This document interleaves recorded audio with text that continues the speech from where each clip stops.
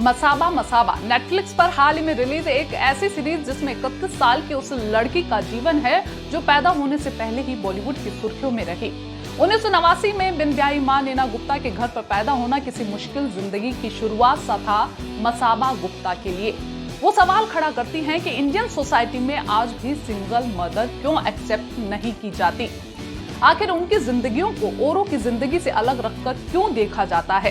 किस तरह से समाज ऐसी माँ और बच्चे के सामने खुद चुनौती पैदा करता है। इन सभी सवालों का जवाब जानने के लिए देखते रहिए ये शो।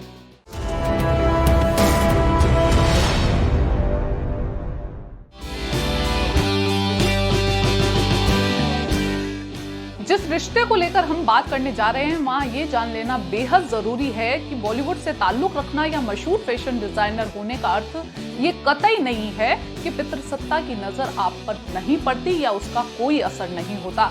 एक बड़ा असर हुआ है मसाबा की जिंदगी पर, जिसे देखकर दर्शक रोमांचित हो रहे हैं। मसाबा गुप्ता नीना गुप्ता और अफ्रीकी क्रिकेटर विवियन रिचर्ड्स की बेटी हैं, जिन्होंने कभी शादी नहीं की। बिना शादी के अपनी बेटी को पैदा करने के निर्णय पर 1990 के दशक में नीना गुप्ता को काफी आलोचनाएं झेलनी पड़ी, लेकिन उन्होंने तमाम चुनौतियों को स्वीकार करते हुए अपने अफ्रीकी बॉयफ्रेंड की बेटी को जन्म दिया।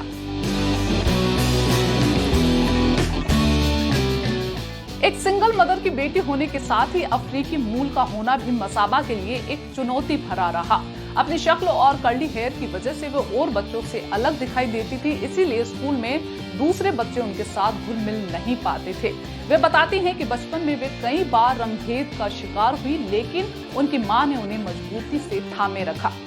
अपने जीवन के 20वें बरस में वे अपने पिता से मिली और आज उनसे अच्छी बॉन्डिंग रखती हैं, लेकिन इस बात को याद रखते हुए कि उनकी मां ने कमाते हुए उन्हें अकेले पाला है।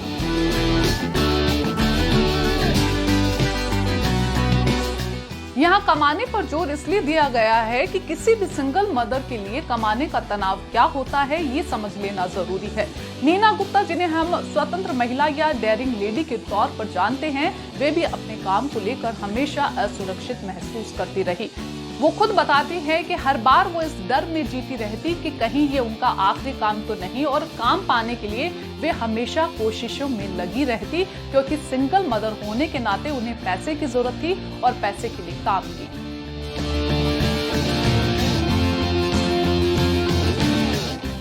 खैर, ऐसी माओं में नीना गुप्ता अकेली नहीं है। यूनाइटेड नेशन विमेन की ओर से जारी आंकड़ों के मुताबिक भारत में 4.5% महिलाएं सिंगल मदर हैं। ये वो अकेली माएं हैं जो अपने बच्चों की परवरिश अकेले करने के साथ ही कामकाजी भी हैं। ऐसी महिलाओं की संख्या देश में 1,30,00,000 है। ऐसी माएं और बच्चों को अपने स्टेटस को लेकर दबाव न झेलना पड़े, इसके लिए दिल्ली हाईकोर्ट के एक आदेश के मुताबिक सिंगल पेरेंटिंग लॉ एक सकारात्मक कदम है इस पितृसत्तात्मक देश में, ताकि बच्चों को स्कूल से लेकर अपनी परवरिश के हर स्तर पर अपना पेरेंटल स्टेटस ना बताना पड़े।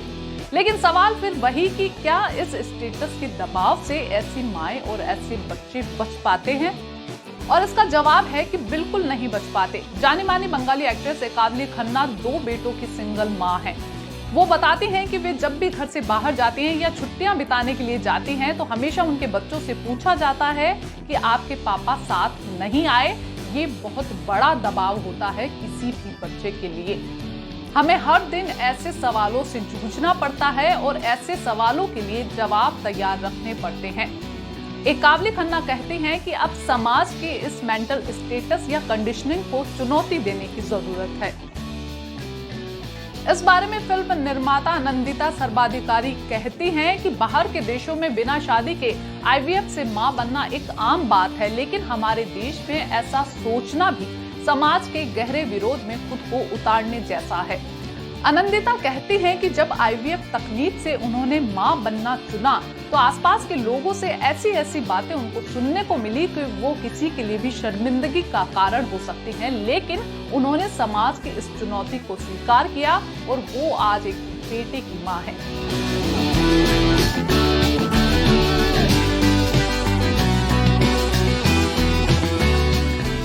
फिर मसाबा और नीना गुप्ता की जिंदगियों की ओर लौटते हैं, जहां पर नीना कहती हैं कि कुछ लोगों के लिए मैं बहादुर हूं लेकिन ये तय करना बिल्कुल भी मुश्किल नहीं होता है कि शादी के बिना बच्चे को जन्म देना है या नहीं। मुश्किल होता है अपने निर्णय पर अड़े रहना और उसके साथ मुश्किलें कुछ यूं भी आती हैं कि कुछ लोग ऐसे समय में सिर्फ आपको दिलासा देने के लिए आते हैं। इस बारे में नीना गुप्ता कहती हैं कि उनके दोस्त ने उन्हें शादी की पेशकश की और दोस्त का कहना था कि वे शादी सिर्फ इसलिए करना चाहते हैं ताकि उनकी बेटी को वो सरनेम दे सके। तब नीना गुप्ता ने सोचा कि क्या सिर्फ सरनेम देने के लिए वो किसी से भी शादी कर ले। हाँ, समाज तो यही चाहता था, लेकिन अकेली माँ की मर्जी का सम्मान करना समाज को अभी सीखना बाकी है।